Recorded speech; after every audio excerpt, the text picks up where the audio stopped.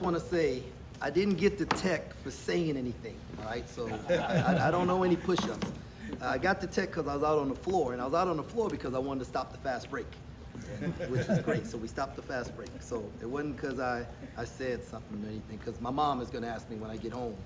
She was there, and apparently she was pretty upset I got a technical foul. So I'll have to make it through that there. Is that your first? Yes. Congratulations. I got one in FIBA basketball as the assistant, and I'm Jerem's assistant when coach with the Virgin Islands, and he got kicked out the game because of my tech. Yeah. So that was pretty funny. Like we was in Chile when that happened. Coach, we have just some opening thoughts and we'll go to questions. Man, it's gonna be a Merry Christmas. You know, we told the guys the difference between Christmas and a Merry Christmas is a dub. We knew this was a really good team. At halftime, when you show them, 11.8 seconds and they're up 1 against Notre Dame at Notre Dame. They were down 21 at Marquette and turn around, cut it to a 7-point game with the ball, very similar to our situation. They just don't go away. He's got guards who can make plays. Darius does a great job with them. And so at halftime, we said, fellas, we had all of our keys. Defensive field goal percentage was where we wanted. We were out rebounding both on the offensive and defensive end, and we had 5 turnovers. So we had all our keys, but you know what that meant? That they're a really good team, right? And it's like an NCAA tournament game. Nobody wants to see them in the first round of an NCAA tournament game. They're a really good team. And so teams like that you have to beat, right? They're not going to give it to you. And I thought in the second half we came out and did some really good things defensively. We were really locked in, and I thought we beat them. They didn't lose. How pleased were you with the maturity level of your team considering it's a Wednesday afternoon game right before Christmas break? Yeah, it was really cool. It was them 7 upsets that took place last night, and you got to show them, because you're telling them all week long, fellas, hey, I remember Fran Fraschilla said one time that when he was at New Mexico, they went to play at Arizona. At halftime of that game, he told his team, fellas, we're going to win because Coach Olson's kids went home for Christmas and they didn't tell him, right? And so sometimes your teams check out because they're thinking about Christmas and everything that goes along with. So we really was on them all week long about, man, don't go home for Christmas until this thing is over. And we got to stay locked in, and we were able to show them a lot of examples that took place last night, and so was very, very proud of them. And I'll tell you one more thing that I'm super proud of. We had 8 guys make honor roll this first semester, and 4 of them had a 4.0. And so proud of the job that Coach Bourne has done with academics and Mary Claire, and then I thought Coach Sutton did a great job with the scout for the game today. We could all see that Nate Tomlin's definitely taking some strides. What's the largest difference between him the first game of the year and right now? Energy, right? He's doing more things. Like, he's physically capable of doing more on both ends of the floor, and especially defensively. He's getting his hands on a lot of balls. He's blocking shots. He's keeping things alive offensively, offensive rebounding, and we always say it takes a junior college kid a semester, and so he's right. He had a little drop off because I think his energy level dropped off, but he's been really good the last few games. Coach Bebe made his return today. Didn't do a whole lot, but how do you assess his play?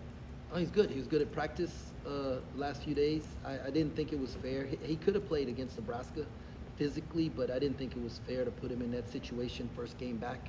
And so I told him he would get some time this game, and thought he did good. He ran the floor well, had a couple touches, good. That's the thing. We got to keep pressure on the defense, so we have to get to where it's an 8-man rotation. And so every day every time we're trying to look for a guy who can give us a little something that when we sub, we don't drop off. And I thought Bebe did a really good job. How important was that pressure in the little quarter court pressure you guys went to for a few possessions?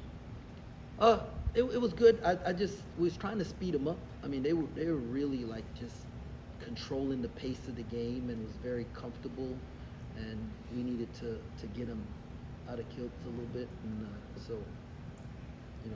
I just thought in the second half we just guarded the ball, right? Like, screw all the other stuff. I don't need any help. I am guarding this dude, and he's not going to get where he wants to get to. And there was a time there where they didn't get a paint touch for a long period of time, so that was really good. Have you had a comparable player to Naquan Tomlin filling the wings, running the lane? kind of unique. He reminds me of Perry Jones. You know, Perry was like that 6'11", could dribble, pass, shoot. Naquan's got a little more. He's just got a little more bite to him than Perry did. Coach, you want to talk us a little bit through the last few possessions of the game? I asked Marquise about that, in particular with the timeouts. But what's going through your mind, and kind of walk us through the strategy there? Well, I knew we had 3 timeouts. I knew he was gonna press us in the backcourt, and then foul us when we crossed half court. And I was hoping that, you know, normally in that situation, if the other guy is not thinking about, you know, just the whole concept of it, as the shot clock starts getting closer to 20, then they're like, don't foul, don't try, you know, because they think we're gonna. And so, you know, I saw Coach Driscoll at North Florida do it a couple times, and I just thought it was really smart when he did it a few years ago, and I always kept it in my back pocket that one day I'm gonna do that. And so they didn't. I mean, they thought we was gonna throw the ball in, and when it got tipped out of bounds, and they were gonna get a backcourt violation, and we was able to get the timeout. I might have waited a little bit too long on that second one. They said it was like 0.6 seconds, so I'll call it a little earlier next time. I was just trying to squeeze every ounce of it out of it. And then once they thought, okay, well, man, he might do this again one more time, then I knew we could get the ball in the front court. And then I know you've talked about guys earning minutes at practice. We can see Tyke today. Is that just kind of one of those things, trying to figure out the rotation still? Yeah, I mean, there's a level of expectation that we have that you got to bring it every day. And I thought that Ish at practice this week had more fight to him, so he got an opportunity. And if he can come back and have some more fight to him, then he'll continue to get an opportunity. And I didn't think Tyke had the kind of fight. You know, sometimes people feel sorry for themselves instead of being thankful for the opportunity they're given. And, you know, so, you know, that was just my call as a coach. I think Desi Still started the second half. You kind of just seemed as like a 6 starter.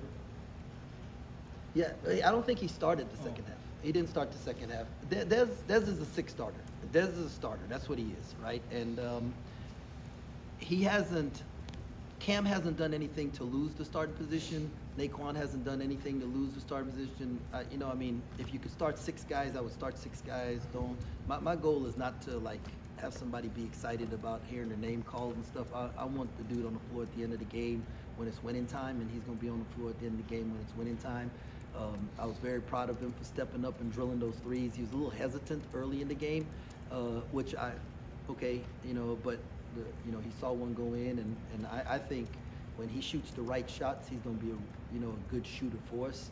And Cam is going to, our team's going to get better. We're just going to continue to keep evolving.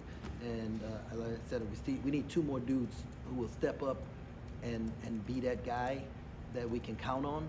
You know, otherwise we'll just play 6. Is that kind of advantage having him coming off the bench as a veteran who it seems like he kind of senses what you need in certain situations, and you guys weren't shooting particularly well? It is an advantage as long as he embraces it, right? And Desi's embraced it, and so I'm thankful for that. I hope he knows. I try to tell him how appreciative I am of the way he's approached things. Coach, you're obviously locked in your coaching, but when anyone has a dunk like that, or when Marquise throws the alley-oop from half court, do you take a moment and kind of like think in your head, oh, that was pretty sweet, or are you just so busy that you don't even think about it? Well, I've seen some pretty good ones, but Naquan's dunk, I was a little, I had to like, hey, lock in, like, you know, cause that was pretty impressed. I mean, drive, hezzy, big step, go across the lane on someone. That was pretty crazy. The half court lob, you know, you see Keontae do it at practice and stuff and everything. So I mean, it's exciting. I'm just always thinking about get back on defense, you know, or act like you've done it before. And I would tell Naquan to act like he did it before, but I don't know if he's ever done that before. Coach, last time I brought this up, I said 9 teams in the NCAA tournament. According to Lenardi, he came out and said all 10 teams, if the season ended today, would be in. Are you guys ready for this gauntlet? whether we're ready or not, we're about to face it, right? And you know, the thing about like the Big 12 is that you can't get too high and you can't get too low. And I believe like we've put in, we're developing, we've worked on the habits that we need to give us a chance, right? And so what we have to do is every night bring the kind of energy and passion and focus so that we can put ourselves in position to win games. And you know, I mean, the difference between a good and a bad season is going to come down to 4 games that are going to be really close. And if you win those 4 games, you're going to have a really good season. If you don't win those 4 games, it's not going to be a good season. And so that's, you know, we've been blessed so far. We've won a couple close ones, and it's going to be the same way in the Big 12. With the Florida game aside, non-conference play is over. You guys are 11-1. What's kind of the thing that maybe has surprised you the most now that we're kind of through this chapter of the season? Our unselfishness, right? So I think it was 11 assists on 13 made buckets in the first half. Now in the second half, they kind of stayed home. We had to go drive guys and make shots, and we shot 59% because we shared the ball so well. But I think as you go game by game and you look, you say, you know, I think we're like at 60% of our made shots are assisted. And for a group of new guys to be so unselfish, I'm surprised by it. I thought we'd have to work harder to get to that. They're just really good kids, man. Really good kids. Earlier, you've talked about how it takes JUCO players a semester to get going. Naquan's obviously gotten going here the last couple games, like you said. How much of that do you think is just his confidence being a little bit higher to try and throw down a one-handed alley-oop and dunk on someone like he did today? Yeah, no, that's him. Like, that's his ability, right? The thing that, when I say that, like, JUCO kids have to, like, figure out how hard they have to play every possession and how good scouting reports are, right? And against him. And I mean, those games where he struggled is because the scouting report was really good on him and his energy level wasn't good enough to help you win. And he had some success before that, and I think he, you know, thought this thing was easy.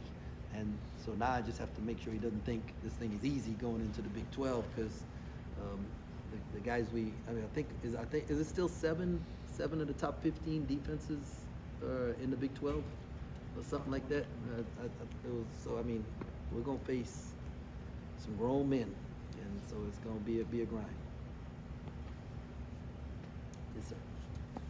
You mentioned Fran earlier. He had a pretty good comment during the game. He called Naquan a major sleeper. Loved him at K-State practice in October. He's another guy that comes out of nowhere in the Big 12 conference. Do you consider Naquan to be a sleeper, and how do you feel like his game will translate to the Big 12 now? But yeah, you know, he's a sleeper because nobody knew about him coming in.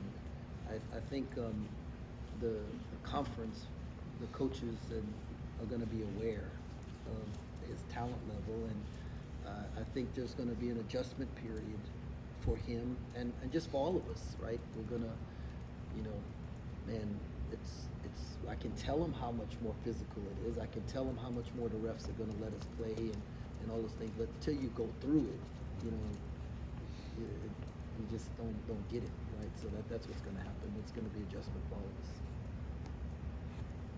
And then aside from Naquan's 26 points, it's 9 rebounds, 6 of them were offensive rebounds. 5 of them came in the first half. You talked a lot about energy. How much of that comes from his energy? It's all energy. Rebounding is effort and energy and mindset, and you know, he's buying into doing more than just putting the ball in the hole or trying to put the ball in the hole. And so. Anything else? Keontae goes over 1,000 career points. Is there a better story in college basketball right now? Man, I don't know if there's a better story in sports right now, you know, than what he's doing and just what he's come back from, and just having him part of this family is pretty incredible.